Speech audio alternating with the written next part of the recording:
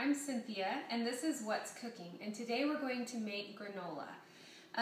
This recipe was given to me by my sister, and she called it Shanda's granola, but I've done some research on the internet and I don't know who Shanda was. I've made a few changes to it so that our family likes it, but let me just show you how to make it. It's super easy and fast, but it does have quite a few ingredients. So I'm starting with a great big bowl because you'll need a big one. And we're going to go ahead and start with the wet ingredients first. This is 1/2 cup of coconut oil.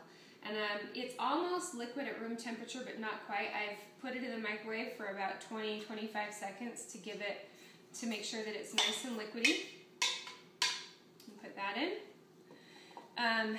This is 2 tablespoons of molasses. I'll go ahead and put that in.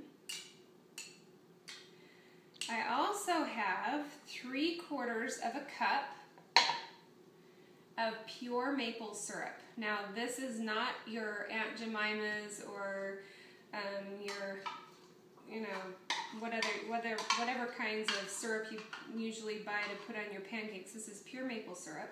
It's a lot stronger. 3/4 cup of that. And also, I've got 1/4 cup of honey, which I've melted. And I use the raw honey from a local bee grower here. I've mentioned that in some of my other videos.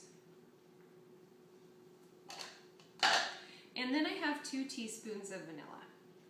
So I'm just going to go ahead and put all of that in there. And I'm going to give it a whisk.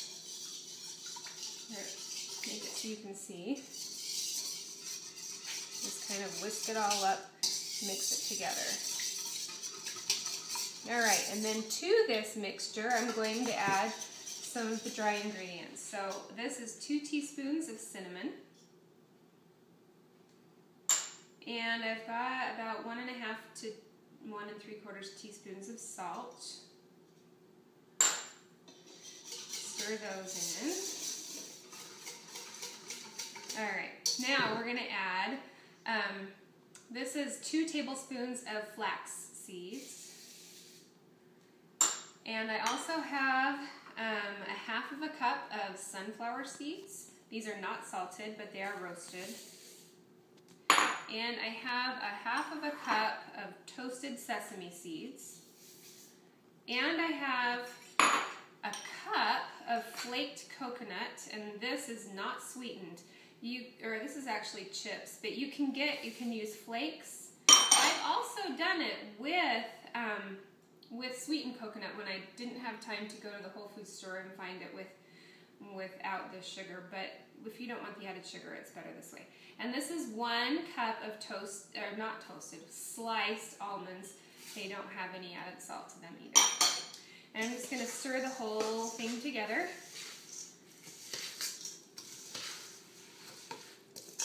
Looks like that. It smells so good. I can smell that molasses and the vanilla. And then I'm going to add 8 cups of regular rolled oats. Not the quick oats. They get soggier, but the regular rolled oats. So 8 cups of that.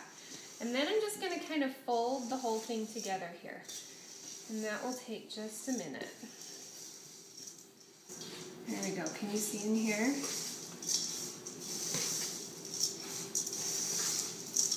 Alright.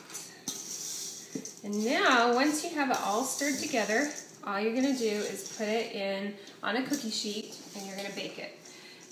You're going to bake it at 300 degrees for about 35 to 45 minutes. And you're going to stop in the middle and pull out your cookie sheet and just stir it partway through to make sure that it gets evenly toasted all the way around. And I actually don't use a cookie sheet for this recipe because it makes so much granola. I prefer having this half cake pan because it has the high edges. And so I'm just going to go ahead and do it in here. That makes it easier for stirring. But you are welcome to do it on a cookie sheet. It works just fine. I think maybe I'm just a little bit messy, so I don't want it to spill all over my oven. Just pour it straight on. And I've got some at the bottom there that's not stirred in, so I will do that in the pan. Okay. Let me just kind of stir that in. did not spray my pan with a cooking spray. This will work just fine without it because there's the coconut oil in. And then just kind of spread it out. See, this is why I like a little bit of a deeper pan because it kind of fills it up. And then once you have that sort of spread out and evenly distributed, it's going to go ahead and put it into my 300-degree oven for about 35 to 45 minutes. When it's nice and golden, after you've stirred it in midway through, you can take it out and let it cool completely. And you can store it in a storage container with your lid.